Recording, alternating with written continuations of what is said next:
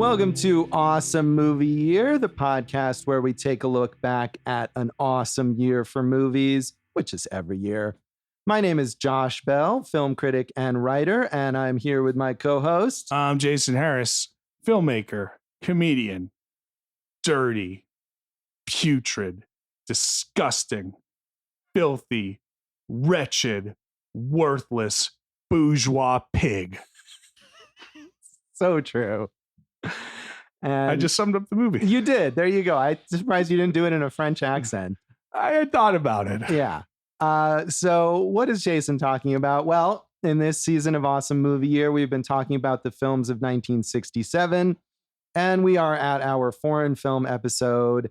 And as Jason alluded to in last episode, you can't really talk about foreign film or film in general in this period without talking about Jean-Luc Godard, who released 3 films in 1967. And the one we are talking about is the most famous of those 3. And one of the most famous films he's made, period, is Weekend. Yes, but let me ask you one question about this film, Josh. Uh-huh. What the fuck? I mean, that is an essential question, not only about this film, but about many Godard films. Yeah, this is like the crystallization of Godard. What the fuck? I think in a lot of ways it is. Although having watched another Godard 1967 film, 2 or 3 Things I Know About Her, you could say that about that film as well.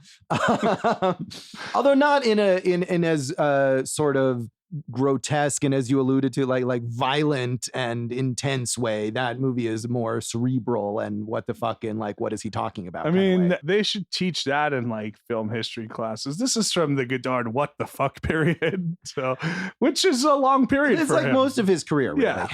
Yeah. And it's quite a long career at that.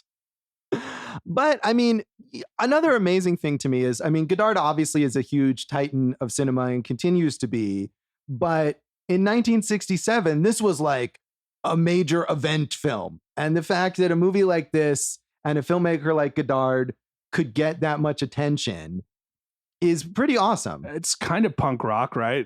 I mean, that's what it feels like, right? Like the Ramones when you in 77, right? You're like, what the fuck? They're fast, loud. Are they any good? I'm not exactly sure, right? But I don't think Godard could have existed outside of France at this. Not to say that other stuff wasn't happening all over the world, but this is like that country supported this type of movement and, you know, the French New Wave, like we talked about. But he was wild, dude. I don't know what drugs he was on, but I assume a lot of them. Yeah, I don't know about that, but certainly his films are crazy. And I think a lot of other French New Wave figures went more in the direction of, as they got more well-known and had more resources, making films that had a little more conventional elements. And Godard went in the opposite direction.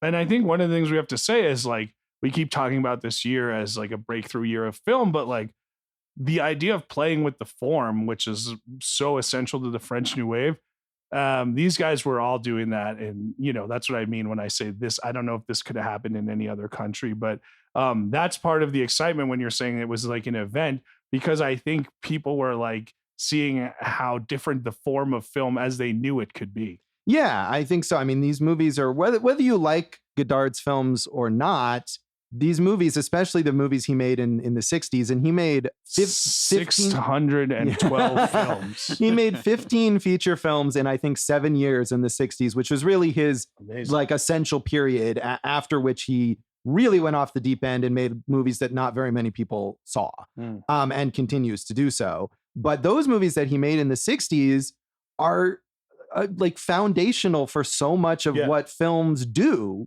from that time onward. Yeah, that's true. Like, you know, leading up to this, I watched Breathless, which I had never seen. And, you know, there are negatives and positives of all movies, but of all Godard movies, right? But there's so many things you see in a movie like Breathless where you're like, oh, this is where the beginning of that language in film comes from, that like, even if there are things you don't like, you like it because everything becomes referential to it and everything. Yeah, absolutely. And I love Breathless, although I haven't seen it in a long time. I've seen like 9 or 10 Godard movies, all from this 60s period.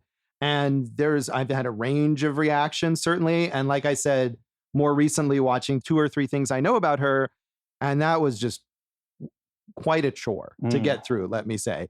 But you can still be impressed with the technique of it and see how influential it is. And there's other Godard films from this period that I think are really great. I think we'll talk about those in the legacy. That's a tease, baby. Stay with us. I think we will. So for this movie in particular, I couldn't find any box office info on this. It would be curious to see, like, did it actually succeed at the box office? So I don't know if that info is out there. I wasn't able to find it. Its approximate budget is $250,000. Wherever that number comes from on good old Wikipedia. But you can see some of that. I mean, this is definitely a movie that would have required some money to create. Yeah, Dave, how much is 250,000 today? Can you look that up real fast? 250,000. Can you do it in your head, Dave? Yeah, Dave, what was the inflation rate back then? Also taking world event considerations. What's inflation? Okay. Yeah. But Josh, I'm asking him to look it up to reiterate that point, which is like the production value is awesome on this thing, right? And to make it for only 250,000, whatever that equals today, is like, whoa, he put all the money on the screen. Yeah, he did. I mean, he created these amazing set pieces of these car crashes. And he also hired, Godard is known for working with some of the same actors over and over. But for this film, the stars, Mireille Darc and Yanne, were major French TV stars. So he on purpose kind of brought in well-known faces to his weird ass world. Mm-hmm. $2 million. I would think if you saw this today for $2 million, you would say, like, they really spent the money well. Like, right. Because you're not just talking about car crashes, you're talking about sequences where everything has to be lined up and meticulously planned out, and the set design. I mean, Wes Anderson, like, hey, when we're talking about reference points, you can see something like this leading to where he goes with. Yeah.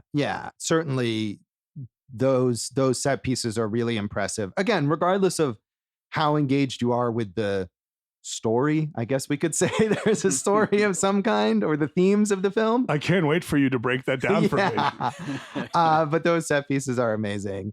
And so this movie came out in December 1967. It was the third Godard film of the year. The others, 2 or 3 things I know about her, and La Chinoise, which I have not seen. Those were the other films. And so Godard was, as established, a huge deal. And critics were certainly highly anticipating this film, and mostly were rapturous over it, although with some reservations. Roger Ebert said, "Year after year, Jean-Luc Godard has been chipping away at the language of cinema. Now, in Weekend, he has just about got down to the bare bones. This is his best film and his most inventive. It is almost pure movie. It is sure to be ardently disliked by a great many people, Godard fans among them. But revolutionary films always take some time for audiences to catch up. Weekend is about violence, hatred, the end of ideology, and the approaching cataclysm that will destroy civilization. It is also about the problem of how to make a movie about this. Movies about the bomb are almost never effective. The subject is too large. So Godard abandons any attempt to show us, quote, real war or destruction. Instead, he shows us attitudes, the casual indifference to suffering that saturates our society." No, sorry, you don't think so? I mean, I disagree with a lot of that. Well, you look at Kubrick; he made an all right movie about the bomb, didn't he? Right. I mean, that's a satire, and that movie did exist by this point or not? I think I'm it was sure. a few years earlier, Dr. Strangelove. Yeah. But I mean, this has satirical elements. Oh, clearly, absolutely, so, it does. Yeah. What do you think he means when he says, like, this is what does he say? This is a movie at its purest form, or something? It is almost pure movie, he says. I like that. But yeah, 64. Yeah. So what do you think that means? I mean, I'm not entirely sure, but I think maybe it's the idea of, again, boiling it down. And as we kind of referenced, there's not really a plot or even discernible character. I mean, there is a plot and there are characters, but they're all sort of abstracted. Yeah. I think, to me, what that means is that the particular medium of film, like, could only happen on a screen like this. And I think you're right about that too. And that was one of the things that Godard and I think all of the French New Wave filmmakers were really focused on, the idea of what we can do in film that can only be done in film. Well, and that's where you get the manipulation of sound and those jump cuts and stuff like that. But the other thing I was thinking is, because he treats the characters with, I don't want to say disdain, but let's say indifference. Like, one can come out and one can come in and just like, I'll just murder this guy here for no reason, even though we've seen him for 80 minutes. And like, is it a death warranted? Maybe not. Who cares? But I think that's part of it too, is the idea of like, he's able to just kind of look more at the devices and the medium, like you're saying, as opposed to like who the characters on are and what stories they're telling. Yeah, I think that's true. And I think as his career goes on and his films get more and more abstract, he abandons the idea of characters and plot almost entirely, I think, in most of his later films. And that's, this is kind of a turning point. This is, if you want to regard that period of his 60s output, those 15 films, this is the last one. Yeah. Yeah. So. And really his last, like, quote unquote narrative film for till like 72 or something. Yeah, it is. And even the supposed the narrative films that he made later in his career are very loosely narrative, I guess. Good one, Josh. Thank you. Sorry. Pauline Kael is more articulate than me. She said, only the title of Jean-Luc Godard's new film is casual and innocent. Weekend is the most powerful mystical movie since The Seventh Seal and Fires on the Plain and Passages of Kurosawa. When Godard is viciously funny, he's on top of things and he scores and scores and illuminates as he scores. When he becomes didactic, we can see that he really doesn't know any more about what should be done than the rest of us. But then he goes beyond didacticism into areas where, though he is as confused and divided as we are, his fervor and rage are so imaginatively justified that they are truly apocalyptic. It is in the further reaches, in the appalling, ambivalent, revolutionary vision, that Weekend is a great original work. And I don't know about that. I think she's right that the didacticism is the worst part of this movie. And when it's a satire and it's allegorical and it's, clear he's saying something, it's playful and fun. But when he stops and he's just like, let me say something literally to the camera here for long stretches. There's a 4-minute monologue of someone's face talking for someone else. Right. It just lost me at that point. And I agree with you, Josh. I was in it for the first half hour and it gradually kept losing me more and more. And I think ambivalence is a good word because it's like at the beginning, maybe the lesson here is you need characters to care about, right? You don't have to like them, but you have to care about them because I was interested in those characters at the beginning. And then the further off the rails this thing went, the further I went away from it. And I don't dislike movies that go off the rails. This just felt like it got to the point of, well, I'm going to go farther in a repetitive way. And I don't give a damn if you're with it or not. Right. Well, and that is, in a way admirable that Godard is never doing anything for any reason other than it's what he wants to do. Sure. But I agree with you that I was with it for longer. I would say maybe 2/3 of this, I was really quite enjoying it. And then when you get to that scene with the Algerian character, I think it is, and an African character, I believe is what they're meant to be. I'm not sure, but these two sort of revolutionaries who deliver these long monologues while eating sandwiches. Right. And you're seeing the other, like, it would be like I'm delivering a monologue, but I'm on your face. Right. Right. And you're delivering a monologue, but we're on my face. To me, it was when they slit the pig's throat. I was just like, yeah, I'm out on this. Yeah, that is hard to watch too. And I mean, hard to watch, again, is sort of probably the point. He wants to be confrontational. He wants to make you uncomfortable. But I do think it loses you there. And in part because he's established characters and a sort of a plot that we're sort of invested in. And because he's done that well, we're annoyed when he gives up on it. Yeah. And in general, Josh, now follow me here. I am not one for murdering animals on screen or off. That's not my thing. Don't like it. Okay. Yeah. But also, I don't think when they did this pig murder here, I don't think it served a purpose or the resonance that Godard wanted it to have. I don't think it had it at that point. Yeah, I think you're kind of desensitized at that point to all of the craziness that it doesn't have that impact. And of course, that's also not something that you could ever put in a movie now, but which I'm glad about. I'm for it too, but it's weirdly surprising how much actual violence against actual animals is in older films, and not just weird French art films, but all sorts of films. It's weird. Anyway, that's No a good. subject for another time. Andrew Saris in The Village Voice got to some of the ambivalence about this, even though he loved it. He said, Weekend consolidates Jean-Luc Godard's position as the most disconcerting of all contemporary directors, a veritable paragon of paradoxes, violent and yet vulnerable, the most elegant stylist and the most vulgar polemicist, the most remorseful classicist and the most relentless modernist, the man of the moment and the artist for the ages. When I bore witness to Weekend at the Berlin Film Festival, Godard seemed to be tuned in to the youthful frequency of the future. He lost me somewhere between the garbage truck of the third world and the slaughtered pig of the new breed. But I did feel the film unwinding with all the clattering contemporaneity of a ticker tape. And the reading for Western civilization was down, down, and out.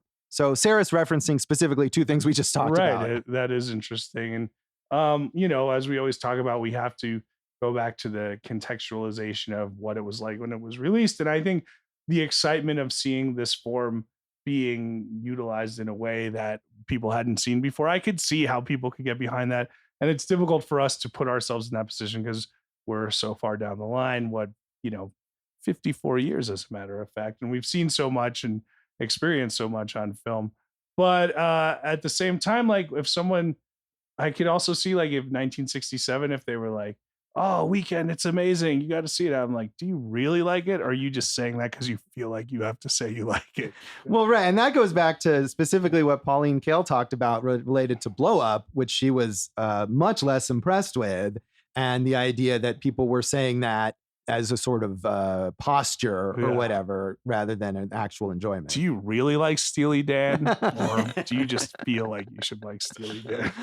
I will say that I feel like I enjoyed this movie more than I enjoyed Blow Up in the time that I enjoyed it. And then when I stopped enjoying it, I really stopped enjoying it. But overall, I found this a more engaging experience. Except when you disengage all the way. Right. That was true. That is true. But at least in Blow Up, like, not that I don't know why we're comparing these two. At least in Blow Up, you're like, oh, well, I kind of got to stick around to see what happens at the end. But then you get to the end, and you're like, why did I stick around? This wasn't worth it. Right. And there's no narrative resolution to this film. I mean, there sort of is in a weird way with like the final line, but it doesn't actually satisfy in any way. I got a resolution, but that resolution was that nothing matters. We're all going to die. We're all going to kill each other, and enjoy what you can because the apocalypse is always here, and nothing means anything. I mean, so I think you really understood this film very, very well. Absolutely. Yeah, you got it. So I assume, Jason, you hadn't seen this one. No, before. I hadn't. I'd seen one Godard. I only really one Godard, which we'll talk about, but I did watch a number of Godards leading up to this. And I'd never seen it before this. And I feel my reaction of what the fuck was accurate. Yeah, that's a good reaction. I mean, I think even these highly intellectual critics that we're talking about had a similar feeling to it in a lot of ways. I had not seen it either. Like I said, I've seen a bunch of Godard movies and was really excited to watch his films, especially in college. And then, kind of got sidetracked or whatever. And this was on a list along with a million other movies of something that I'd want to see. So it was nice to have that chance to watch it, as well as two or three things, to kind of return to Godard after not having seen a film of his in quite a while. And there are other films of his that I like a lot more than this one. Yeah. Do you think he makes movies specifically for college students? I mean, he might have at the time, especially. I mean, now he's 90. I don't know if he cares about college students anymore. But at the time he was making these films, I'm sure that was a huge part of his audience. And maybe just in a serious way to say that, like, he's trying to present radical ideas, and who is likeliest to be open to such ideas might be college students. Yeah. And I remember that was the first time I saw a Godard movie, and I was very open to it. Yeah. I mean, and just not soon after this, I mean, part of the reason that this sort of classical Godard period ended is because he got involved in the protests of 1968 in France, which were student led, and, became even more passionate about politics and revolution, and decided that was the sole purpose of his films, essentially, and went off the old deep end. Yeah, very unique career, shall we say? Indeed. But this period, so prolific with so many important movies. Yeah, this period is amazing. And I don't know if any other director made this many movies in this short an amount of time that were this influential on cinema. You'd have to go back to the beginning of cinema. So Dave, had you seen this one? Had you seen any Godards? No, this is my first Godard. I was really glad to finally get around to him. I'm But sure you he watched some appreciates others. it. Dave watched some other stuff too going into this. Yeah, absolutely. I watched a couple of Godards going into this, and yeah, I mean, I think I might end up liking this more than both of you guys. So we'll see. As Can we I just get say into what it. assholes we sound like? I watched a couple of Godards going into this. I mean, we're doing a podcast about films from 1967. I mean, we're already there, you know. Fair enough, Josh.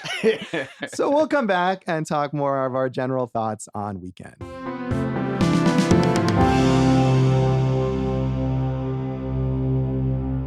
Welcome back to Awesome Movie Year. In this episode of our season on the films of 1967, we're talking about our foreign film pick, which is Jean-Luc Godard's Weekend.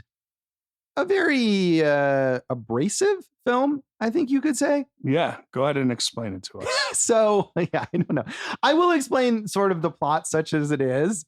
I mean, it does have a discernible plot, which is simply this couple are driving to Ouanville, which is a small town somewhere outside where they live in Paris, to attend to the deathbed of the woman's father, who they may have killed by poisoning him, and they want to inherit money.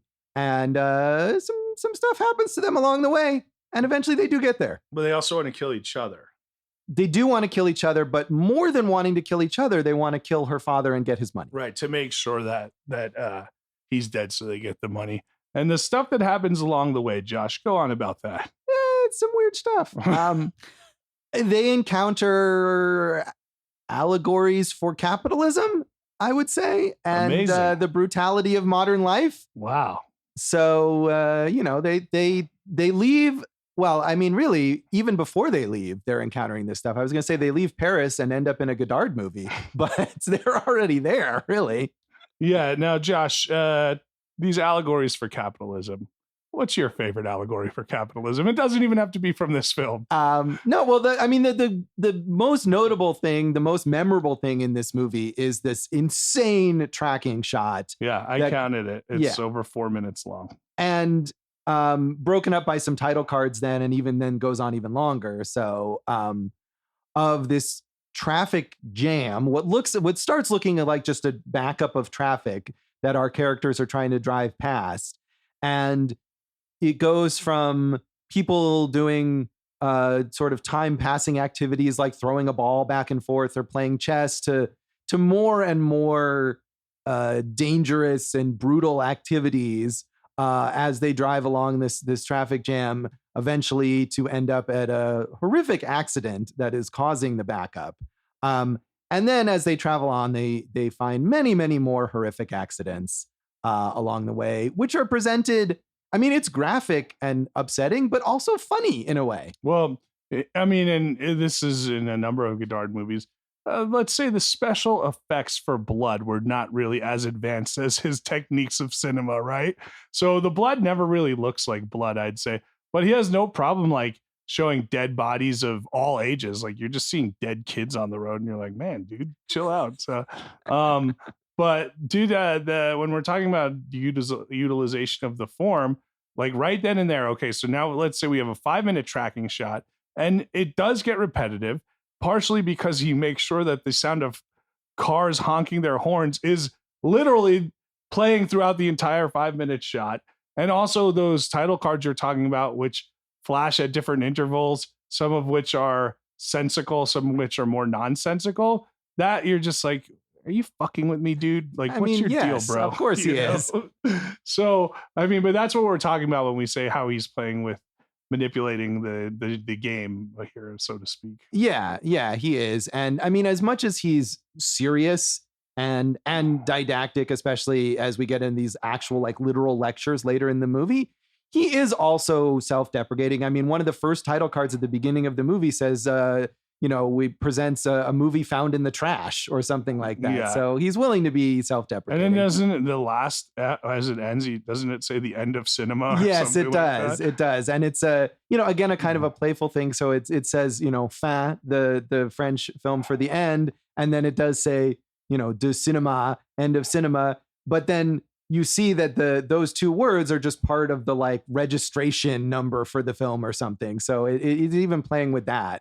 So the first half hour, which included that tracking shot, it's just so bonkers, but I would laugh. Like, I really liked it. Like, you're on a balcony and you're seeing people get out of a car and just punch each other in the face. Like, you're like, what am I watching? Then there's a whole scene where like a woman and her lover, who is pretending to be her therapist, like go in a really, really explicit story of like a threesome that they had.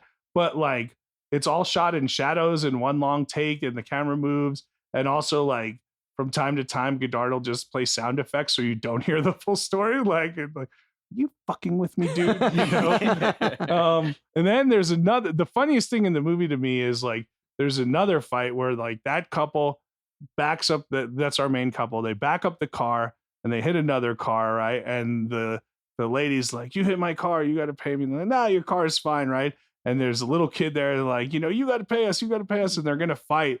And then like the main couple, they're okay. They'll fight a lady and a kid. They don't care, whatever. But then the lady calls out her husband, and the husband comes out with a shotgun and the dog on a leash, and he hands the dog on the leash to the kid so he can better aim the shotgun. And it was like, this is just, what world are we in here? But that was very funny to me. Yeah, there's a lot of darkly funny things. I think of one. So at a certain point, the main couple loses their car. They crash their car and escape the fiery conflagration, and the woman is wailing, and you think maybe she's hurt, but she's like, no, my Hermes handbag. Right. So they're walking, still trying to get to Wainville to get their inheritance, and there's a road strewn with dead bodies, and the guy starts asking them all, do you know which way is to Wainville? And of course they're all dead, so they can't say. And after asking a few, he turns to his wife and says, these jerks are all dead. I just love that. Like, how inconsiderate is it for them to be dead when I need to get directions? But I think this goes back to what we were saying. Like, when he's funny, he makes so much more of an impact, right? And those points about human nature and capitalism, if you will, like if that's what you want to go with. Like, there's even that thing in the kind of in that first half hour where like there's another car accident, and it's our main couple and like a farmer, right, on a tractor, and the argument becomes less about the car and the damage and more about the proletariat and the bourgeois, and it's like that stuff's all funny because it's so heightened and ridiculous. But like you said, when you get into it and like it's like, now we're gonna like, let's bring things down for a moment. It's like, don't play the slow songs, Godard.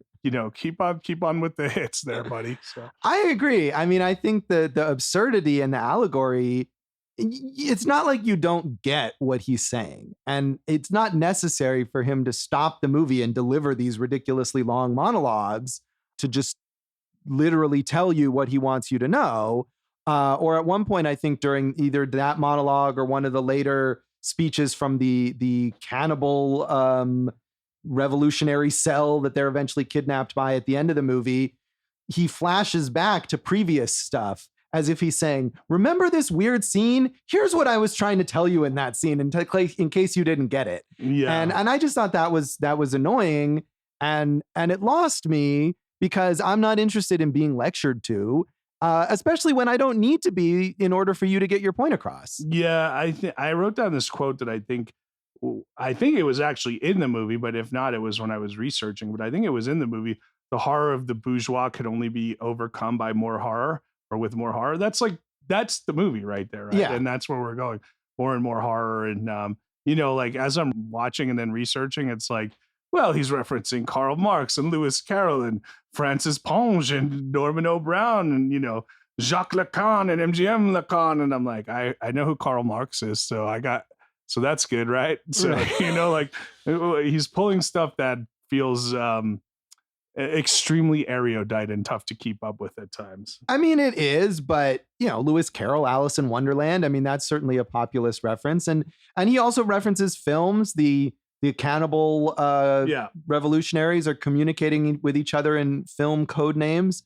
And this is the second film we've talked about this season to reference The Searchers, and also the second film that didn't we talk about Julio Cortázar on Blow Up, the author? Oh, maybe. Yeah, I believe this La Autopista del Sur, the Southern Thruway, his story was also inspiration to this. So, right. But The Searchers, like, yeah, if we're going to talk about a film that, kind of helped create the language of film, and there you go. Yeah. Something that Scorsese referenced in Who's That Knocking at My Door? Star Wars is, that's the whole thing. Well, that too, but I'm just, talking about this season. So, I mean, I think that's one of the great things about Godard, or about Godard in this period, is that he's as enamored of stuff like The Searchers as he is of Karl Marx. And then he just kind of goes all the way in that other direction as he continues on in his career. But the best stuff of his in the 60s is as much about classic Hollywood as it is about Marxism. Yeah, all the best stuff in the 60s from him are character driven, right? When you're involved with the characters, you're more involved with the story. And it's interesting because he's so good at it that he wants to move away from it. Right. Well, I think, again, he's this sort of, he's always wanting to challenge the audience and himself. And I could see him thinking like, oh, the audience is comfortable with me doing this, and I have perfected it, so I must stop. I can't just be complacent about my filmmaking. And I don't know if that's true, if he's ever said anything. He doesn't really, I don't think he really gives interviews or hasn't in a very long time, but I could see that being his attitude. Dave? Thoughts? I mean, to me, the thing with this movie is, with these kinds of like antagonistic filmmakers like this, you kind of have to take the parts that you don't like so much along with the good stuff, and some of the stuff you guys are bringing up are some of my favorite parts in the movie as well. And I think that stuff outweighs the lesser moments, like the talking to the, to the screen, kind of giving the point directly to you, or the slower parts, or the parts that are like, what exactly is going on here parts. I just think the other parts are so good that it outweighs it. Yeah, I mean, and I kind of tend to agree, maybe not as strongly, because again, the first hour or so of this, I thought, oh, this is really enjoyable. And especially after having just watched that other movie, which I really didn't care for, and is just all lecturing. You think there's lecturing in this movie?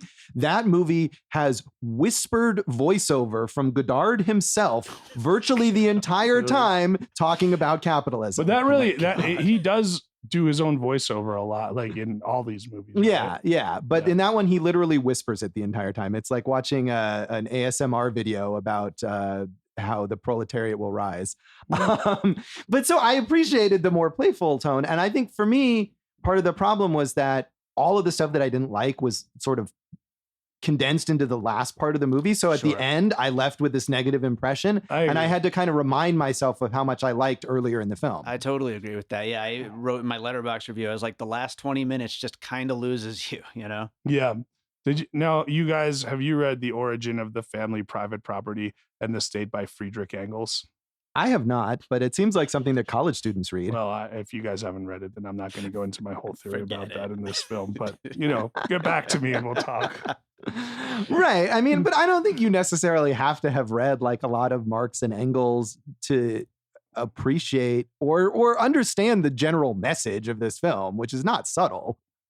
No, it's not. So, but I mean, even the things like that sex, that crazy threesome discussion, that's also based on a story of Georges Bataille's Histoire de l'Ouest. Josh, you do the French. Oh man, I don't know. But anyway, Bataille, I mean, like, this guy's pretty well read, is my point. So. that he is. Godard is certainly very well read, and and started out as an academic and a critic himself, so he comes from that background. Well, look, and we're getting a little off track because this is this still is a movie. Okay. But I did want to talk about Raoul Cotard, the cinematographer who did most of all of Godard's best work, and especially in this time period. And when you talk about like setting up the language of film, he's as influential as a director of photography as there probably has ever been. Yeah, and Godard deserves lots of credit, but it's not like he did everything by himself. I mean, there's collaborators here who are very important, and that's one of them. And stuff like setting up that tracking shot, which must have been extraordinarily difficult to get. Right. Like, And we're doing it on this low budget.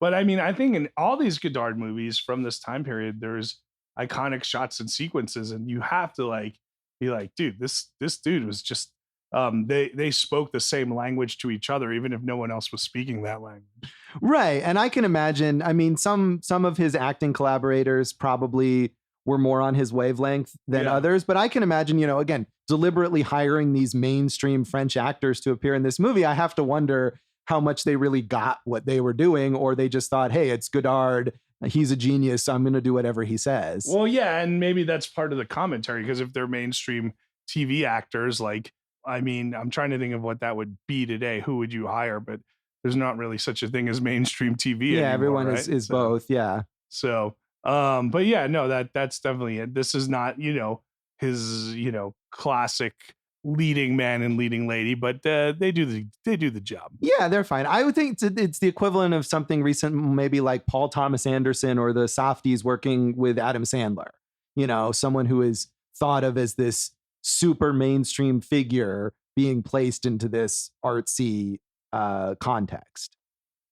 All right. Maybe. I don't know. That's what came to mind, but maybe it's not quite the same. All right. I'm going to think on that, Josh. All right. You think on that. So I don't know what else to say about this movie. We covered just about all of it, right? I mean, I'm sure there's more weird philosophical tangents, but we are not well read as Godard. So no, but we've talked, but like a lot of the things that we've talked about this season, in other films, sound design, layering of sounds. And here, he's messing with you with the title cards and just everything. Like a lot of it is coming from this movement here, French New Wave. Yes, that it is. I mean, whatever mixed feelings we might have about this film or about Godard, you can't deny his incredible importance and influence. No. How much of that budget do you think went into crashed cars? Most of it, I would imagine. Yeah. Although those stars, if they were big stars in France, he might have, they might have cost more than a typical actor that he would have cast. I mean, he really uses money well. So, and he does that in all his movies, I think. Yeah. So. And also, he's a communist, so he has contempt for money. Yeah, true. So there's that. Want to rate this thing, Josh? Yeah. Should we rate this out of 5 horrifically mangled bodies on the side of the road? That's a classic Josh pick right there. So it gets 2.5 from me, Josh. Really enjoyed a lot of that first 30 minutes. It lost me, but I can appreciate and respect its place. And that other half of the mangled body has just been disintegrated because it's mangled so much. So. Yeah. I'm sort of at a loss for how to rate this, honestly, because my feelings sort of swerved much like a car crash so often. I gave it a 2.5 on Letterboxd, but I might give it a 3 just because I did really appreciate the first hour or so. And it lost me so hard that my overall impression was negative, but certainly impressed with it as an accomplishment. So between 2.5 and 3 bodies, they're all in various little pieces around. Give it a 2.75. There you go. Almost a whole body, but not quite. I'm missing an arm. Dave, how would you rate this? I'm going with a 3.5, and I almost would have went up a half if it wasn't for that poor pig. Wow. Oh yeah, that pig was hard to that watch. Was just terrible. Yeah. No good, Godard. All right. Well, we'll come back in a moment and talk about the legacy of Weekend.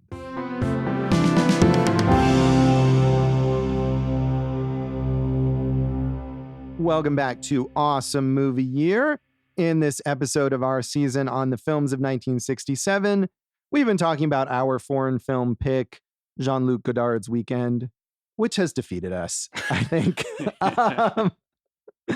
But I mean, we've been talking this whole time essentially about the legacy of Godard, which is that he is one of the most influential filmmakers of all time. Yeah. So Josh, get into it. You've seen more than most of us in this room. Go give us what's your favorite and your least favorite that you've seen. I mean, honestly, I keep saying just because I watched it recently, the 2 or 3 things I know about her may be my least favorite, which is also from this year and is really, again, getting into the idea of Godard just creating films that are essays about Marxism and not stories. But Josh, since it is Godard, it's also your favorite, and therein lies the Godardness. Yeah. No, I mean, and even as I was annoyed by that film, I could be impressed with what he's doing and, how he's messing with the cinematic form and all that. I mean, I probably have to go back to Breathless as my favorite, even though I haven't seen it in a long time. But I remember watching that in college and just being blown away and amazed by it. And having seen stuff like Steven Soderbergh films, realizing, so much of what directors that I like now, what they do comes from this. Yeah, you mentioned Soderbergh. Obviously, we got to mention Tarantino, A Band Apart, which is the French title, Band of Outsiders, which is another Godard movie. That was his production company with Lawrence Bender. So, there you go. To me, my favorite was Pierrot Le Fou from 1965. I think that's the one that encapsulates his ability for madness and absurdity and technique and playing with the form the best while giving me something coherent and just constantly interesting. Yeah, and I think that's the tough thing, is that he balances those challenging subversive elements with characters and story, and then as the 60s goes on, he clearly abandons the more traditional aspects. Yeah, and those two are both Breathless and Pierrot Le Fou are both Jean-Paul Belmondo and his ex-wife Anna Karina. Right. Yeah. So that's kind of the classic trio and then as we mentioned, Godard, the cinematographer, like that's kind of like that core group that you want to see together. Right. And Breathless is his first film, and it's amazing as a first-time feature filmmaker for him to have that much confidence in those techniques and those things that he was doing. I think one of the best things about Breathless is the use of jump cuts, which, we talked about just recently in Scorsese, who's at Knocking at My Door. And it's so good of setting a mood and character. That's the thing, is like, he's so good with character. It's such a bummer that he goes away from that, Right. And I think he just, sees characters as bourgeois, maybe. Yeah. So I wonder if he thinks like other humans are just like they're all bourgeois pigs and like in the way of whatever he's trying to accomplish. I think likely. I mean, he's definitely known for being a crank and a recluse. Like I said, I don't know when the last time was he gave an interview or anything like that. I mean, he continues to work steadily. He's 90 years old or 91 years old now. His most recent film was The Image Book in 2018. And he still has a core of fans, I guess you could say. Yeah. I mean, and not just that, but I mean, if Godard makes a new film, it'll play at the Cannes Film Festival. It'll play in Venice. It'll play in Berlin. It should. Yeah. And it should. Dave, do you have a favorite of the ones you watched? Actually, probably this weekend. Look at that. Like I said, the things that worked for me worked so well. I just thought it was great. Did you have a least favorite? I only Weekend. watched Breathless. So yeah. Weekend. There you go. Yeah. But I really like Breathless also. Yeah.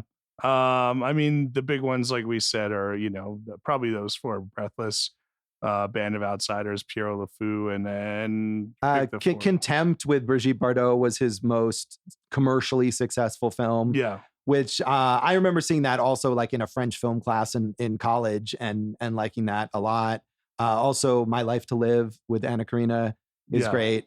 Some of those I saw so long ago, though. I don't remember all the details. Now, Josh, this is like, so for someone who is just getting into it, this is the period you watch, and this is the period most people watch. But have you seen stuff from the other periods? I have not. I mean, and considering that there's still a few of those 60s movies that I still haven't seen, those would be the ones that I would watch. And I don't know if there's anything from the 70s, 80s, 90s, this much, much, much longer period where he was continually making movies. I don't know that there's anything that stands out as much that is considered brilliant, that is considered a classic. Just looking on Letterboxd, for example, and you can order it by popularity, Goodbye to Language, which is, I think, from 2014, maybe, or maybe a little earlier than that, is highly rated on there. And that may very well just be because it's on some streaming service or something. Yeah. But, and he continues to play with the form. I'm not sure if it was that one or if it was The Image Book where it was in 3D and there was a lot of things that he was doing where you can only see certain parts of the image with the 3D. And he's not using it like, some blockbuster filmmaker would use it. But, even at the age that he's at, and even after all his years of filmmaking, he's saying, here is a current technological aspect that I can fuck with. I wonder if there's anything from those periods that return to any type of commercial standpoint. Not to say that these were commercial, but that more accessible standpoint. Right. Yeah, I'm not sure commercial wise. I mean, he made a film of King Lear at one point. There's one film he made, I can't think of the title now, but that's like a detective story that was written by someone else. And I would imagine that even when tackling that material, he comes at it from a subversive place, but it's possible that those films have more recognizable plots and characters than some of his other films. So then let me ask you this, Josh. Yes. Going back to Friedrich Engels. No. Well, Josh, so how do you reconcile a legacy of someone who was so prolific and so important and so unique, and then who just went so far off the deep end? And the one hand, you're like, well, he gave us all this great work. But on the other hand, you're like, think of the other work that he could have given us if he had just, kind of maybe come in just a little bit more. I mean, I think even if he had died in 1968, his legacy of those films in the 60s would be massive. And it almost doesn't matter that he didn't do anything else as influential. No, because that doesn't take away from the influence of these films. It doesn't take away from how many people like Quentin Tarantino and Steven Soderbergh watched Breathless and were blown away and took that into account. And they went on to make films that were commercial and successful and accessible. Yeah, but if Tarantino just made 30 years of like anti-capitalist monologues now, wouldn't you be like, oh man, there's so much more you could have accomplished here? Yeah, sure. But again, it still wouldn't take away from the greatness of Pulp Fiction. Yeah, no, I'm not saying that. I mean, I don't know. The only thing I compare it to, and this guy did not put out music, but Cat Stevens was so great in like the 70s. And then when he went off in his religious sojourn, he just like stopped making music completely. And you're like, oh man, there's so much more you could have given us out there, Right. So, but that doesn't mean that what he did do. No, it was great. That's and was still just as great and just as important. So, I mean, I don't think, we talked about Tarantino, and he's really adamant about the idea of making a small number of films and then retiring, and I don't think we have to expect great filmmakers to make great films for their entire lives in order for their legacies to be cemented. I'm not saying that, but you would think that there would be some ebbs and flows instead of like one giant climb to the rock, up the rocket for like 10 years and then just the descent into madness, so to speak. And I'm speaking just on reputation stuff because I haven't seen those movies either. Right. No, I haven't either. And it's possible that there are some gems in there, whether they're hidden gems or not hidden, and the people who are dedicated to Godard's work know that, this film he made in 1984 or whatever is brilliant. It's a lot of those films are hard to find in comparison to his 60s films. And so it's just not something that I've ever. I mean, if anyone finds like a list of like top 10 Godard movies, it's literally this time period. It is almost always this time period. Yes. And he also, I think it doesn't help that he has this reputation of being a jerk. The most memorable Godard moment that I can think of in recent film is in Agnes Varda's movie Faces Places. And she's another major French New Wave filmmaker and sort of the opposite of Godard in a way, because she sustained this career and became more and more beloved as she got older and made these very humanistic documentaries as she got into her 80s and 90s. And Faces Places is one of those. And she is friends with Godard. And one of the things that happens in that film is she calls him, and they're going to go visit him, her and JR, who is the co-director of this film. He's a photographer. And they go to Godard's house and he stands them up. And it's like this beloved old lady. And the whole movie is about how wonderful she is. And her old friend won't even see her. So does he just say, no, I'm not going to? No, he says she calls him and he says, come visit. And then they get to his house and he leaves a note like, never mind, I'm not here. Oh, interesting. Well, that's a bummer. It is a bummer. I mean, and it's an extra bummer because he's so reclusive. The idea of, we might actually see Godard on screen here and she'll talk to him and she can talk to him because she's his colleague and his friend, and is as great and important a filmmaker as he is in a lot of ways. But even her, he won't. Well, there's something so romantic, right, about thinking of like him and Anna Karina, and they're like, hey, we're breaking all this ground, and we're doing something so unique, and we're using our form to move the entire world of art forward, and then you're like, oh yeah, they got divorced and that didn't work out either. So. Right. Yeah. And he's been with his current partner since like the late 70s. So, whoever that, I forget her name, but not as notable as Anna Karina in the film world. No, like I said, it's the four of them when those four are together, Godard, Karina, Belmondo, and Godard. Like those are just like, come on, what a dream team. That it is. I mean, aside from Godard, Mireille Darc and Jean-Yanne, the stars of this film, did not become art house figures after working with Godard, went right back to working in mainstream French TV and film. And they're not people that we're particularly familiar with here in the US, but both of them worked very steadily throughout their careers. So kind of a weird anomaly to go off and work with Godard and then go back to what they've been doing before. But that's cool. Yeah. And then Jean-Pierre Leroux. Did you like that? That was pretty good. That was not bad, actually. Yeah. Who was in this film as one of those kind of like soldiers on the battlefield giving a monologue, right? He became a very, very well-known, well-utilized actor throughout all types of medium and, TV, film. He worked pretty constantly in France. Yeah. But Godard, I think not. I mean, I guess Anna Karina became she and Gene Seberg too from Breathless icons, but I think Godard, especially in this period, was less interested in creating movie stars than he was in just using those actors as another tool like the Cars to get his message across. Yeah. But I feel like Anna Karina, the movies that they did, there was more to the character than, Seberg and Breathless, I'd say. Yeah, no, that's probably true. But certainly Seberg and Jean-Paul Belmondo too. I mean, those guys, those were big stars, thanks largely to their work. Yeah, and I should have mentioned Seberg there because I it sounds like I'm lumping them in, but it's Seberg and Breathless, and then Karina and those other three that we talked about there. So, and I didn't see Contempt, but I'm sure you said Brigitte Bardot. Yeah, right? it's Brigitte Bardot. Yeah, I mean, who was a major star independently of Godard, but that was, I think her presence is part of why that movie is his most commercially successful film. I mean, interesting performances. He gets interesting performances. Yeah, he does. But again, I just think of it as it's sort of just like one other tool that he can subvert the performance. Yeah, you almost wonder if you've created these iconic images of women, if he'd be like, oh, well, that's just a waste of my time. I could absolutely see him saying that about many, many, many things. Yeah. So anything else on the legacy of Weekend you want to mention here? What the fuck? Indeed. So let's end on that. That is Weekend. And that is this episode of Awesome Movie Year. Check us out on the social media. Yeah, you should. I'm Jason Harris Comedy on Facebook and Instagram. Jay Harris Comedy on Twitter. Go for jason.com.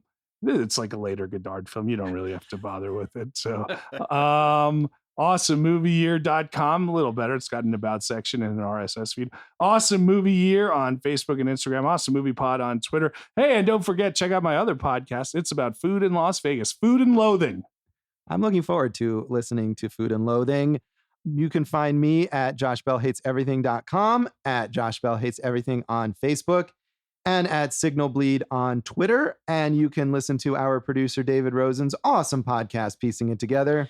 Check out Piecing It Together wherever you listen to podcasts. Follow us on social media at Piecing Pod. And don't forget to check out our Popcorn and Puzzle Pieces Facebook group, where I'm sure there's some fans of those later Godard films. Yeah, tell us how much we're Philistines for not appreciating Godard properly. I can't wait until I want to know which are the ones that we should know about. I don't know. Like, hopefully people in that group will tell us. Yes. And in the meantime, what are we talking about in our next episode? Josh, it's my pick. Finally. Ugh, what a trudge.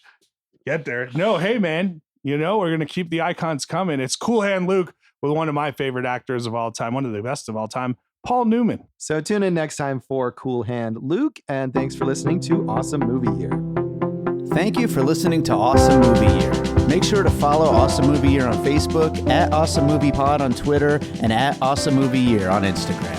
And if you like the show, review us and rate us with 5 stars on Apple Podcasts.